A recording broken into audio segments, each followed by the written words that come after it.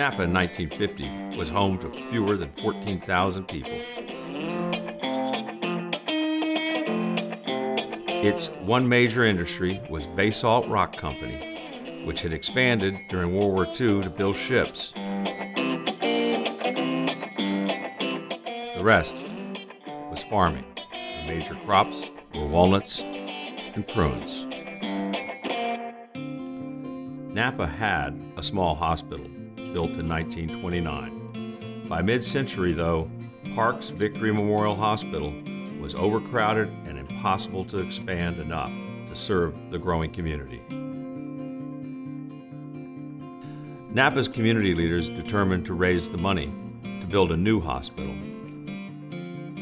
Joining them was a young World War II vet named Jim Majetti. I enjoyed being involved because I knew most of the people at the startup, I think. So both my grandfathers were very involved in town. So my grandfather Streblow had Basalt Rock Company and the shipyard acres and all that. And then my grandfather Frumelt had the Al Rexall, so he was one of the local pharmacists in town. And so, as was Jim Majetti's father, was also a pharmacist. They were both on a corner on downtown. And then my uncle, who was Superior Court judge in town. They were all leaders in the community. They determined that the Park's Victory was inadequate for the needs of the community and decided to do something about it. So they did something about it. It took determination and tremendous generosity from lots of people.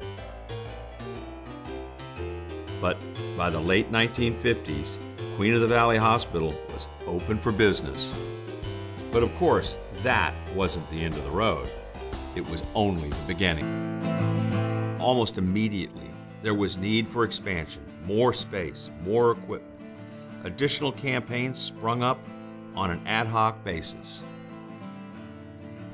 By 1969, it was obvious that the Queen needed a separate nonprofit foundation, one that could keep pace with the growth of the community and the evolving demands of modern healthcare.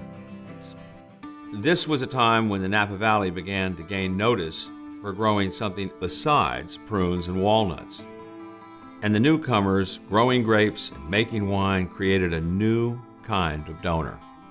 My father got involved with the foundation because my mother encouraged him and felt that with his energy and leadership that he could make a contribution to the hospital. And she was essentially the guiding light and the cheerleader. My mother, Marjorie, was a very quiet but a very determined lady, and he learned how to say yes, dear, quite often. While the Queen's Foundation supported the next decades of the hospital's growth, the vision of its potential began to expand. As the Valley became synonymous with excellence in wine, it attracted people who also demanded excellence in healthcare. This hospital has something special going for it. I think it has donors and people that are involved that are not willing to settle for second best. The Queen and the community here has set up a very comprehensive neurological program here. So we have neurology and neurosurgery and trauma surgery here on call 24/7. For a hospital of this size in the small community, that's actually pretty unique. Our ED is constantly looking to improve the care we deliver. There is emerging technologies that are always on the forefront, and we've been able to count on the foundation to support those technologies. In the past decade alone, Queen of the Valley Foundation has helped build the Herman Family Pavilion,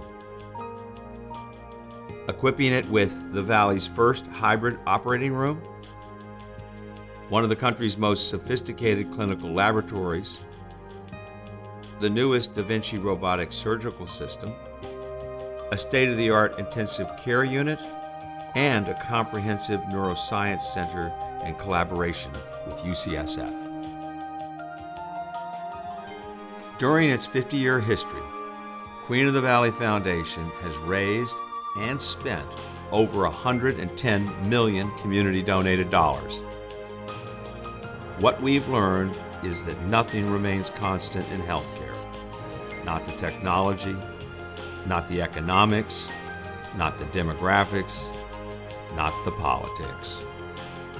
The one enduring fact is, in a quest to deliver the best healthcare available, the road we started down 50 years ago never ends.